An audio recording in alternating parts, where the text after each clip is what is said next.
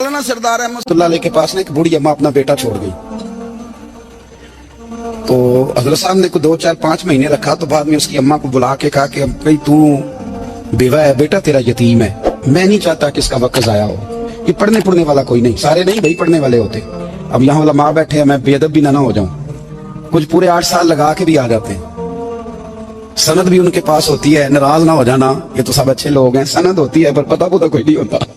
ये आला हज़रत ने लिखी है बात। सनद होती है, पूरी डिग्री होती है, उस पर कई लोगों के साइन भी हो। तो बहुत सारे तालिब इल्म ऐसे होते हैं जो मदारस में कहते हैं मैं फाजल फलाह हूँ, लेकिन कोई शय पास। तो मौलाना सरदार अहमद साहब मुहद्दिस आज़म पाकिस्तान रहमतुल्लाह अलैह उस बूढ़ी को कहने लगे तेरा बेटा कौन देना, पढ़ना पढ़ाना इसने कुछ भी नहीं, तो यतीम बच्चा है, कल को तो कहेगी कि मेरे बेटे ने वक्त ज़ाया किया तो वापस ले जाओ। बूढ़ी अम्मा रोने लग गई, कहने लगी मैं पढ़ाने तो नहीं लाई थी, मैं तो आपको रब का वली समझती हूँ, मैं तो नौकरी कराने लाई थी, नौकरी। तो हजरत जी कहने लगे कोई ऐसा काम ही नहीं, खिदमत वाला क्या कराऊं। कहने लगी पट्ठे पवा लिया करो जी। हम लड़ पे देने कहने बच्चे काम कर देने मदरसे का।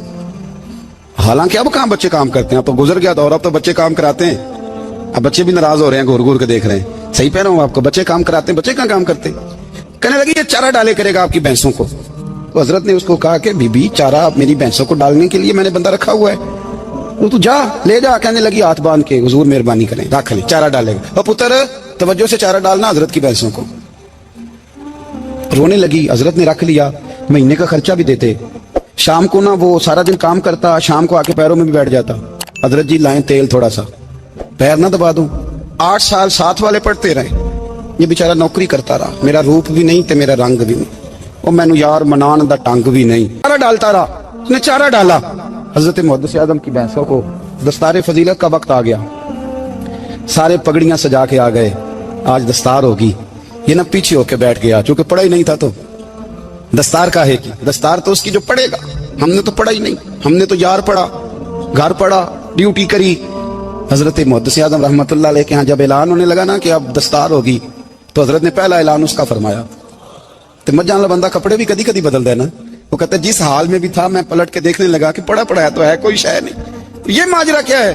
पीछे से उठ के आए, तो कहते हैं बाकियों की दस्तार किसी आलिम ने की, किसी सूफी ने की, लेकिन ये भैंसों को चारा डालने वाला जब आया तो मुहद्दिस आज़म ने फरमाया पगड़ी के बाल को कोई हाथ ना लगाए, ये सारी दस्तार मैंने करनी है। और फरमाते हैं हजरत बाल भी देते जाते थे, आंसू भी बहाते जाते थे, माथा भी चूमते थे।